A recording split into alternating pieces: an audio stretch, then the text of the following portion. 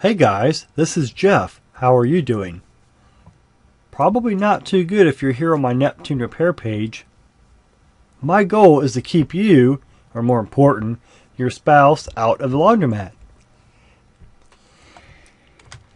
Okay, let's talk about which Neptunes are affected by the faulty wax motor. Well, it turns out all Neptunes with a timer knob are affected, and that includes the MAH 3000, MAH 4000, the MAH 5500A, and the 2000 stackers.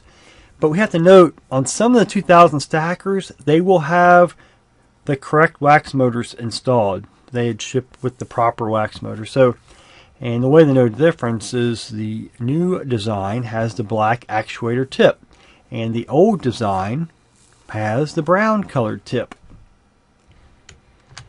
Okay, let's talk about the symptoms. Well, the major symptom is the door lock light does not come on when it should be in the high-speed spin cycle, and because of that, the clothes are soaking wet when the cycle is finished.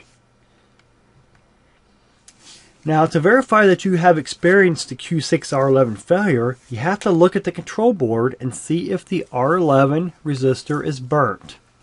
Now, we have two different machines. We have the standalone and you have the stacker. Let's look at the standalone first. Number one, we want to unplug the machine for safety. Number two, we have to remove the 3 Phillips screws on the top edge of the control console. And number three, you want to push the console bottom away from you as you pull the top of it towards you. And that will cause it to pivot back and expose the control board on the back plate of the machine.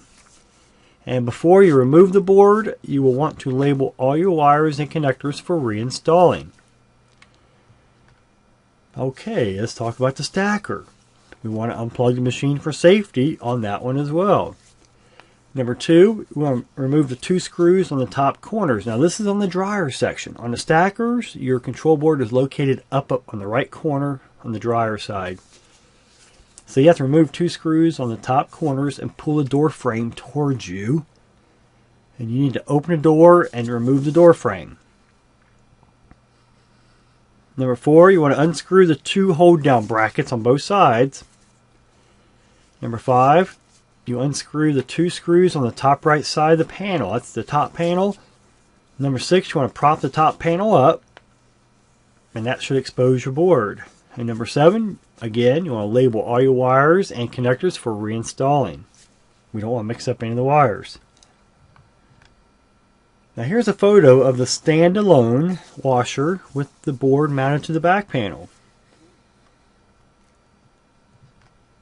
And here is the control board we can expect to see if the R11 is burnt.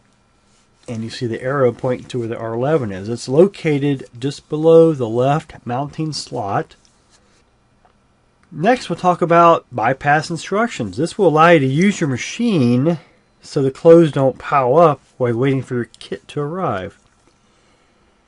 And number 1, we want to clip the Q6 triac and the R11 resistor off the board because they are bad. We don't want to cause more damage to the board. Number 2, I want to disassemble the machine to expose the door latch assembly. And there are photos on this site that you can go to see how to do that.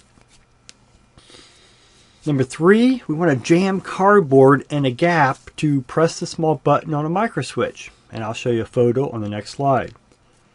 Number 4, we want to reassemble the machine. Number 5, we want to make sure kids are kept away from the machine since the door will not be locked. And it could be a safety issue. You don't want to open that door up when it's in a high-speed spin. Number 6, we want to test the machine. So note, the machine will keep tumbling at the end of the wash cycle because it believes the door is still locked. So don't wash clothes unattended. You will have to manually turn off the machine. Now here's that photo of the door latch assembly. You can see the blue arrow pointing to the gap. What happens is that wax motor pushes that mechanism over about 1/4 of an inch, which pushes that little button on the micro switch. Well, if we shove cardboard in there, we can force that little button in on the micro switch. Now notice this wax motor has the black tip, so this is the new style. If it had a brown color, then you would have to replace it, because that's the faulty one. Miscellaneous info. After replacing the Q6 and R11, the timer may not function properly. I estimate 5 out of 50 boards could have this issue. You will need my stage 2 repair kit. Contact me. If the water valves do not work when you test the machine, then your machine control board will need to be replaced. Contact me. Does your Neptune sound like a jet taking off when ramping up during the spin cycle? If so, contact me. I can help you land that airplane. Lastly, if you have any questions at all, contact me. Let's wrap it up. This Q6R11 repair kit will save you around $400 plus the hassle of scheduling a service call. Tell all of your friends and family that have Neptunes, because they can proactively replace the wax motor before it fails and prevent the Q6R11 failure. I can get you any Neptune parts. I offer all major appliance parts too. I look forward to serving you. Thank you.